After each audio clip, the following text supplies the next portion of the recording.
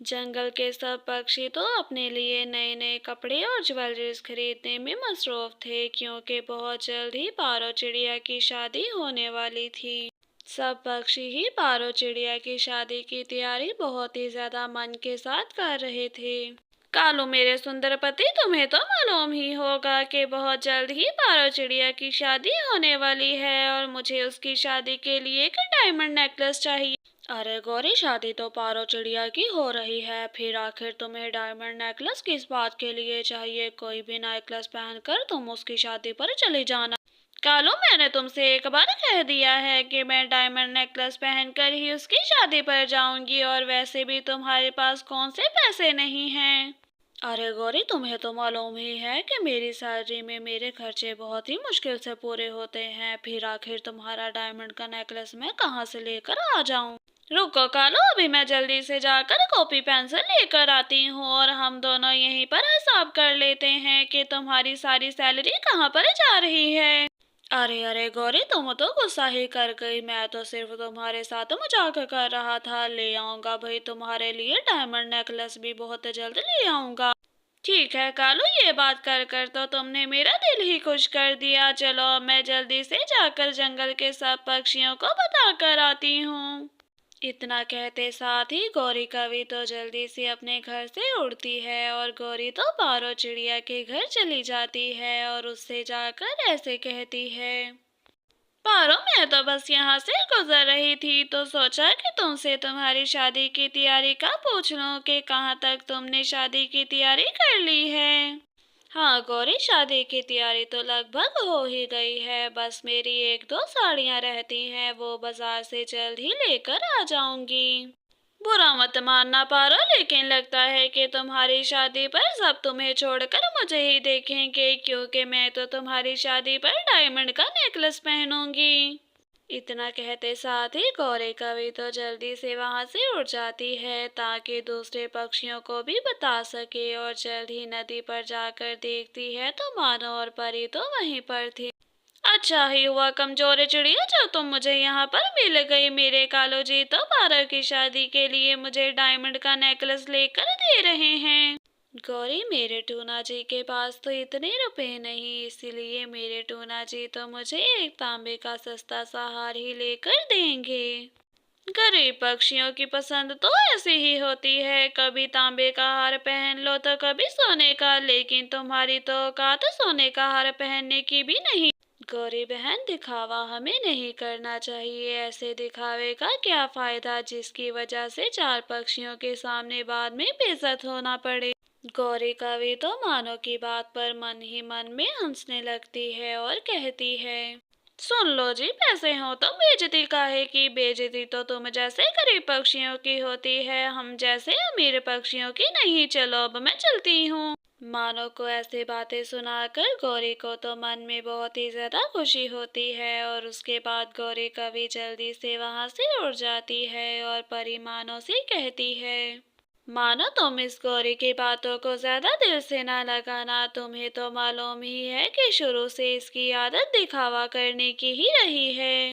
हाँ परी, ये तो मुझे मालूम है कि गौरी कवि यहाँ पर सिर्फ और सिर्फ मुझे ही जलाने के लिए आई थी कि मैं उसकी बात सुनकर चल जाऊं। गौरी कवि तो बहुत जल्द ही पूरे के पूरे जंगल में ये बात घुमा देती है कि उसका पति कालू कौवा उसके लिए बहुत जल्द ही डायमंड का नेकलेस लेकर आएगा। जंगल के सब पक्षी भी अब तो गौरी कवि से जलने लगे थे कि उनके पास तो पहनने के लिए सोने के हार भी नहीं और गौरी डायमंड का नेकलेस पहनेगी।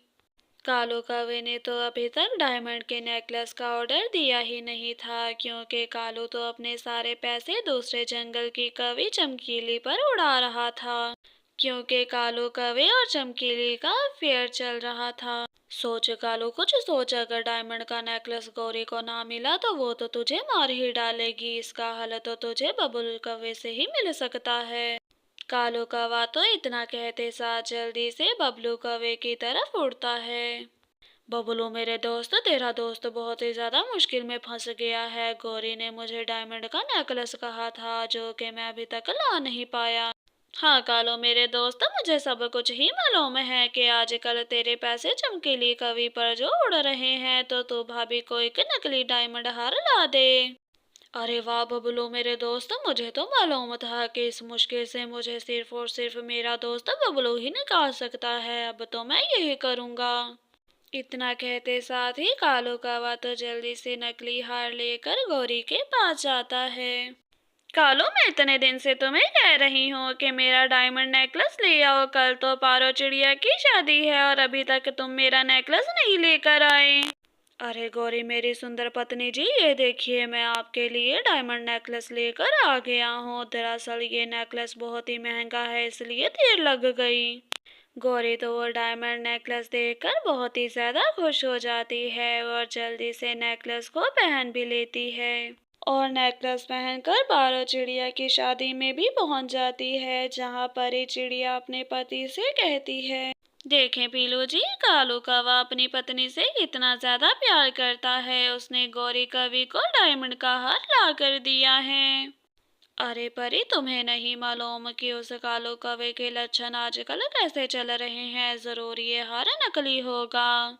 गौरी कवि तो अपना डायमंड का हार दिखाने के लिए पारो और उसके पति के करीब जाकर बैठ जाती है और कहती है, ये क्या पारो, इतना हल्का सोने का सेट तुमने अपनी शादी पर पहना है? देखो जरा, मेरे कालो जी ने तो मुझे डायमंड का हार ला कर दिया है। पारो का पति तो डायमंड्स का परखी था और वो गौरी से कहता है, बहन जी ये कोई डायमंड का हार नहीं बल्कि एक तांबे का सादा सा हार है। आपको किसने कह दिया कि आपने डायमंड का हार पहना हुआ है? इस कालो को तो मैं छोड़ूंगी नहीं। जंगल के सब पक्षियों के सामने इसने मेरी इज्जत उतार दी। अब देखो जाकर कैसे इसको सीधा करती हूँ। जंगल के सब पक्षी तो गौरी कवि के मुंह की तरफ ही देख रहे थे और मानो चिड़िया कहती है, अरे गौरी, अगर तुमने ऐसा ही नकली डायमंड का हार पहना था तो हमें भी बता देती। ये डायमंड का हार तो जंगल का हर पक्षी ही पहन सकता था। ये सब कुछ तो कालो कवई की वजह से ही हो रहा है। देखना, आज तो मैं उसे छोड़ने नहीं वाली। जरूर वो अपने पैसे किसी और पर उड़ा रहा है। जी बहन जी, आप क्या उसी कालो कौवे की बात कर रही हो जो कि हमारे जंगल में 2 नंबर कौवे के नाम से मशहूर है? गौरी कवि तो ये बात सुनते साथ ही आग बगोला होकर वहां से उड़ जाती है। कालू, ये तो एक नकली डायमंड का हार है और तुमने मेरे साथ इतना बड़ा धोखा किया। जंगल के सब पक्षियों के सामने तो मेरी कोई इज्जत ही नहीं रही। अरे गौरी, मैंने तो तुमसे कितनी बार कहा था कि मेरे पास इतने रुपए नहीं, लेकिन तुमने इतनी जिद की तो मुझे मजबूरन ये नकली हार ही लाना पड़ा। ठीक है कालो जी, मुझे भी लगता है कि आप बिल्कुल ठीक कह रहे हो। घर के खर्चे तो पहले ही बहुत ज्यादा हैं, मुझे आपकी बात को समझना चाहिए था। अरे वाह गौरी, ये चमत्कार कैसे हो गया? लेकिन ये बहुत ही अच्छी बात है कि तुम्हें इस बात का एहसास हो गया कि मैं कितना ज्यादा फंसा हुआ हूँ। इतना कहते साथ ही कालो कौवा तो जल्दी से वहां से उड़ जाता है। अब तो मुझे विश्वास हो गया है कि इस कालो का जरूर कहीं किसी बाहर कवि से चक्कर चल रहा है। आज तो इस कालो को रंगे हाथ ही पकड़ूंगी। इतना कहते साथ ही गौरी कवि भी कालो के पीछे पीछे ही उड़ने लगती है और जाकर देखती है तो कालो कौवा तो चमकीली कवि के साथ गुलछरे उड़ा रहा था और गौरी कवि तो जल्दी से घर के अंदर आ जाती है और आकर कालो कवि से ऐसे कहती है, कालो, मेरे लिए तो तुम्हारे पास रुपए नहीं थे और इस 2 नंबर कवि के लिए देखो तो सही, डायमंड रिंग लेकर आए हो। आज तो मैं तुम्हें छोड़ूंगी नहीं। नहीं नहीं गौरी, तुम बिल्कुल गलत समझ रही हो। ये रिंग तो नीचे गिरी हुई थी और मैं उठाकर बस इस बहन जी को दे रहा था, इसके अलावा तो कुछ नहीं।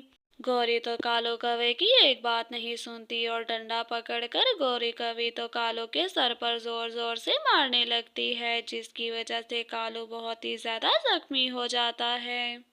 कालो और गौरी जब घर जा रहे होते हैं तो रास्ते में ही उनको जंगल के पक्षी मिल जाते हैं, जो कालो को जख्मी देखकर उसकी वजह पूछते हैं।